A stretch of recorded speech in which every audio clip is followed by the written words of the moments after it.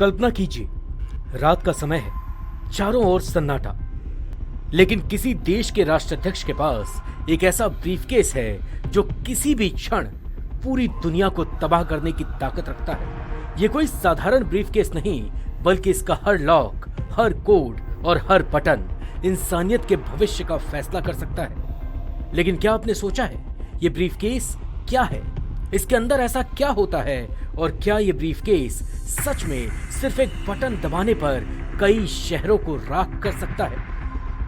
आज हम आपको न्यूक्लियर ब्रीफकेस के उस रहस्य के बारे में बताएंगे जिसे जानकर आप हैरान रह जाएंगे।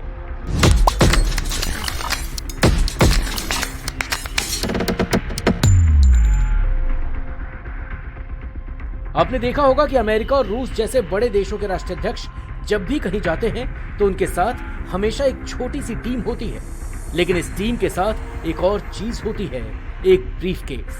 ये ब्रीफकेस साधारण लग सकता है, लेकिन इसकी कीमत करोड़ों जिंदगियों से भी ज्यादा है।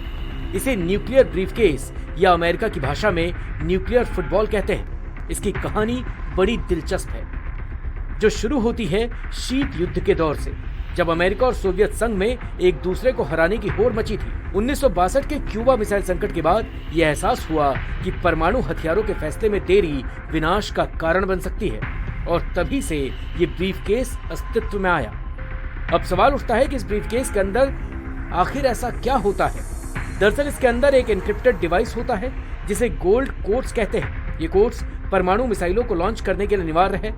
साथ ही इसमें एक सुरक्षित संचार प्रणाली होती है जो राष्ट्रपति को उनके मिलिट्री चीफ से तुरंत जोड़ देती है। इसके अलावा इसमें एक ब्लैक बुक होती है जिसमें परमाणु हमले के संभावित विकल्पों की पूरी योजना होती है। यानी अगर कुछ ही मिनटों में फैसला लेना पड़े तो इस ब्रीफकेस में हर जानकारी पहले से मौजूद होती है।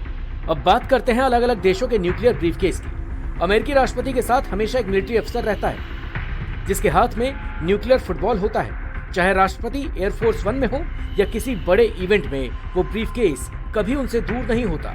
रूस में इसे चगट कहते हैं। ये सिर्फ राष्ट्रपति ही नहीं, बल्कि देश के रक्षा मंत्री और जनरल स्टाफ के पास भी होता है। लेकिन हर ब्रीफकेस का संचालन केवल राष्ट्रपति के आदेश पर होता है। लेकिन इस ब्रीफकेस के साथ एक डर भी जुड़ा है।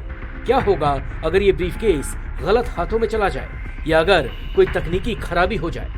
इतिहास में कुछ घटनाएं ऐसी हुई हैं जब न्यूक्लियर ब्रीफकेस के सिस्टम में गड़बड़ियों की खबरें आई। 1983 में सोवियत यूनियन के सिस्टम ने गलती से अमेरिकी मिसाइल हमले का अलार्म दिया। अगर उस वक्त कमांडर ने संयम नहीं दिखाया होता तो शायद आज दुनिया अलग होती। ये ब्रीफकेस सिर्फ एक सुरक्षा उपकरण नहीं, बल्कि शक्ति का प्रतीक है। ये दर्शाता है कि परमाणु हथियारों का नियंत्रण पूरी तरह से जिम्मेदार हाथों में है। लेकिन ये भी सच है कि इस ब्रीफकेस की मौजूदगी दुनिया को लगातार सतर्क रखती है।